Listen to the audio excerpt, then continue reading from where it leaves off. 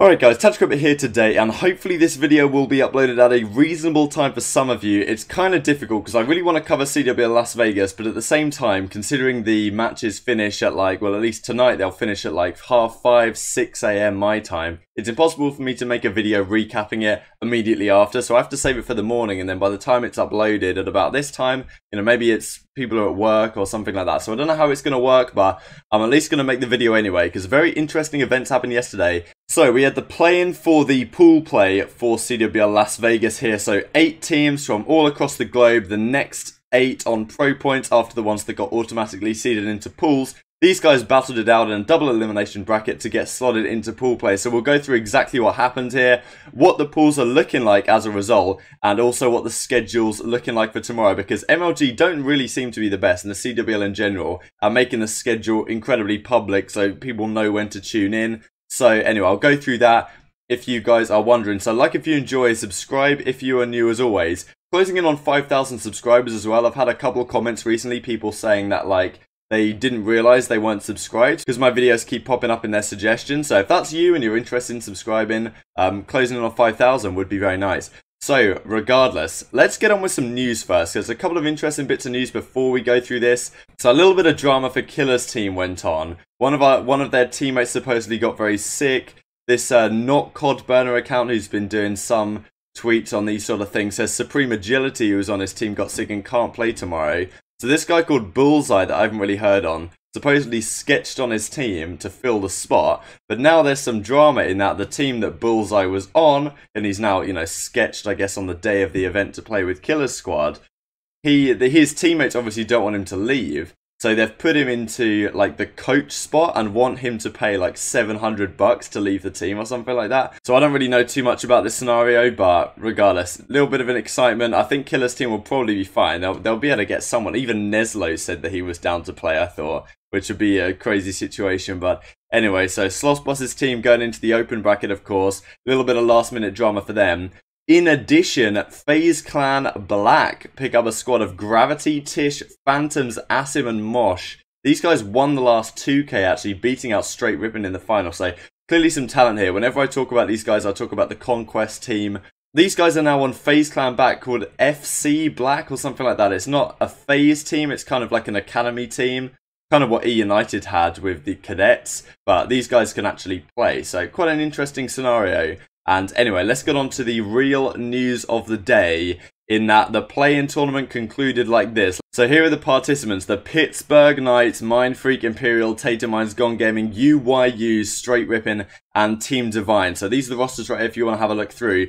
Pittsburgh versus Divine in the first round, a really crazy matchup because Pittsburgh, excuse me, Pittsburgh dominated both hardpoints, but Divine just crushed them in the search and in the first search, and had a pretty well fought control victory as well.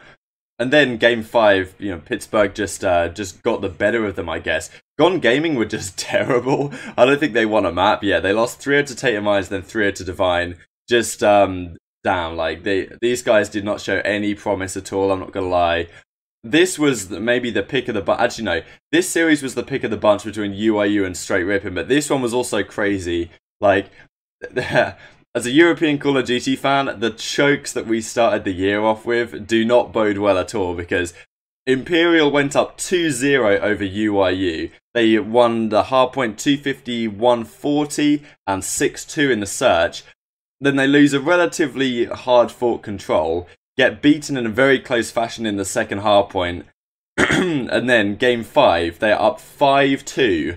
And in a round where they're up 5-4 or 5-3, they use the TAC 5, which gives everyone 200 health, which should be a guaranteed round. They use their War Machine, they invest a load of other specialists, they end up losing it, and then they end up losing the map 6-5. Incredible choke from Imperial. That just put them on an unbelievable tilt, it seemed. Vortex did really impress me though, even though these guys lost. Str8 Rippin versus Mindfreak actually just wasn't close at all. Mindfreak just didn't look like they could compete with Str8 Rippin. Maniac was insane. Like, this guy is so much fun to watch play. He has an unbelievable shot, and I've been watching him, you know, since like Black Ops 3, S&D tournaments, stuff like that. superb then, superb now, really scary squad, and of course they did make it all the way to qualification, as you can see in the bracket here. So we'll go through the losers bracket now, I guess. Divine versus Gon, not a close matchup again. Gon just got destroyed off the map, and Mindfreak took out Imperial 3-0. Complete tilt from these guys after they lost that first series, it seems, and Mindfreak got the better of them. Luca looking really strong. So going back to round 2, Pittsburgh versus Tainted Minds. Pittsburgh pretty much dominated this series in both hardpoints in the Search and Destroy.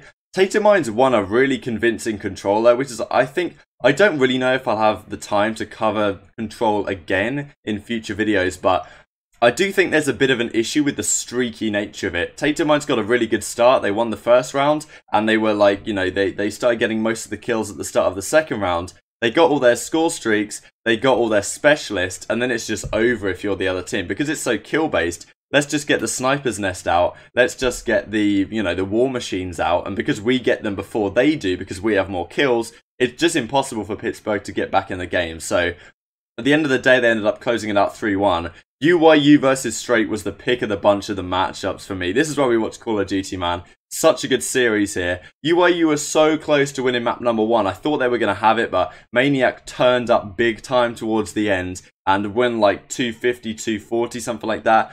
All the maps in the series were super close. It went down to a really intense game 5. And I think there was a round where a Str8 Rippin player, they left the bomb in spawn and they lost the round because of it, because they didn't have enough time to go back. It was Payload S&D map 5. And then, damn, that round 11, all the specialists came into play, the Tempest, people were dying all over the place. Ended up having a clutch defuse of like 1 second on the clock, and Str8 Rippin ended up taking it in game 5 round 11 fashion. So, fortunately for UYU, they still managed to qualify by beating out Divine, as you can see, but damn. Str8 Rippin, man, they kind of lived up to their online billing. I guess UYU are just better than we had predicted, I guess. So, when I did go through my predictions, I basically predicted it to be like this. I said Pittsburgh, Str8 Rippin and Mindfreak would make it. As the fourth, I wasn't sure between like UYU and Imperial, someone like that. But UYU were looking really solid, actually. Proto, wow, what a player, man.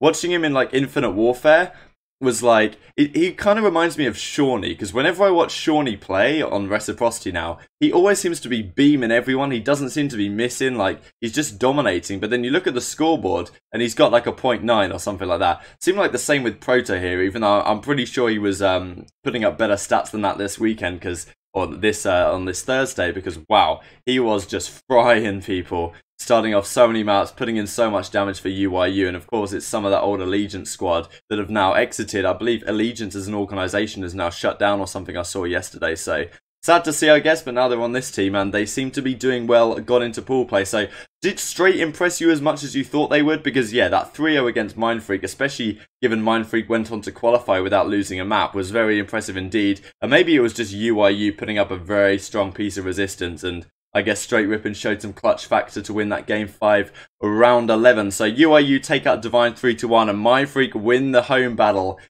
This is something that, as soon as you see Mindfreak versus Tainted Minds, you just know how it's going to go down. It's always the case. Similar to how Red Reserve will, whenever they play Reciprocity, I would give them the edge, because it just seems like on home turf, there's some teams that always get the better of others. Even when they play against American or European competition, they have different strengths and weaknesses. Mindfreak have always seemed to have the edge over Tainted Minds. So anyway, those are the guys that qualified, and let's see the pools that they went into. So these should be the pools courtesy of COD Gamepedia. And wow, so Mindfreak going to Pool A. This is the gauntlet, man. 100 Thieves, E United, Reciprocity. A lot of people would say that all of these teams are like, I mean, in our power rankings, we put them all in top 10. 100T and E United are both top 3. Some people even said that Reciprocity maybe should have been higher than that, something like top 8. So Mindfreak have a task on their hands, man. Wow. Pool B, UYU going in here. These guys looked really solid, actually. I still think Red Reserve and Luminosity should be able to handle business comfortably. But I definitely think that UYU can put up a fight against Evil Geniuses here. So, you know, in Pool A, I'm expecting it to basically go as seeding. Maybe E United go higher, maybe Reciprocity get an upset and get out of the pool. Mindfreak, I don't think will have much hope here, to be honest. And I kind of fancy UYU to get the better of EG in Pool B. I don't really know why. EG could still be solid, but, you know, with the LAN practice that UYU now have playing yesterday, maybe you even give them a slight edge here. Pool C, Str8 Rippin. Damn, this one got crazy real quick as well. FaZe, Envy, Lightning Panda, Str8 Rippin. That's a crazy point. I love the color, the color differential there as well. And oh man, I think I still favor Envy because I'm a little bit of an Envy fan.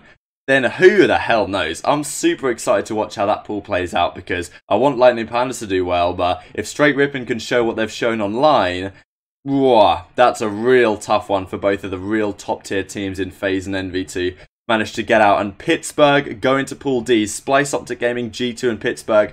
Optic and Splice should come out comfortably 1-2 in my opinion, but whether Pittsburgh can upset G2 is another question entirely. And of course, on Friday night or Saturday morning, we will get the open bracket teams slotted into these pools, and then they'll play against all the other teams on the Saturday beatdowns, as is tradition. So it should be an exciting one for sure. And let's go on to what the schedule is looking like. So this is just courtesy of the COD World League. I just wanted to go through this, if it will ever load for me. So this is the schedule for tomorrow's day of action. This is the main stream. I'll go through all the streams because this was put on the COD World League Twitter. So Luminosity Red Reserve, that should be a absolute cracker. FaZe Envy as well. I expect both of Optic's matchups to kind of be convincing, even though Splice could put up a fight at 8 PM Pacific time. United versus Reciprocity will hopefully be closer than people expected to be, but damn. LG Red, FaZe Envy, and 100T United should be absolute stormers of a match. And then we go on to the Bravo stream, Splice G2, 100T Reciprocity. Hopefully that'll be nice and close, or even Reciprocity will get the edge there. And damn, like there's another few nice matchups here. Hopefully Lightning Pandas can do something against Envy and FaZe Clan, because I like the guys on the team, of course. This is the setup for the Charlie stream if you want to note down the times. I believe Pacific time is 8 hours behind GMT, and damn, that's even worse for you know, brothers on the continent. So damn, and this is the Delta stream as well. So there's a few cool matches in here. FaZe, Str8 Rippin, of course. Any of Str8 Rippin's matchups should be straight fire to watch. And yeah, I hope you tune in tomorrow or tonight, I guess, whenever the hell you're watching this. So that is indeed the setup for tonight. If you want to have a link to the larger schedule, then you can find it here. I'll link this down in the description box below. So this has all the pools, or all the matchups, of course, and they'll have the results on the website. And follow at Gamepedia, at COD Gamepedia, for all the updates you might like on tonight's stream. So anyway, like if you enjoyed, subscribe if you are new, and did the pool play-ins surprise you at all? I honestly pretty much went as I expected. Maybe UIU are a little bit stronger than we were thinking, but going into the weekend, can they do anything against the might of Optic, 100 Thieves, Red Reserve, E United, Luminosity? Damn, like there are some big names and big talents here, and it was a really cool warm-up to see how Black Ops 4 played on LAN. Surprisingly few hiccups as well. Wasn't any blue screening issues or anything like that. Maybe a couple glitches we had where the keyboards weren't connecting for the observers, but for the first event of the year, it's not a tragic state of affairs. So thank you so much for watching. Hope you're looking forward to this weekend as much as I am, and I'll see you next time.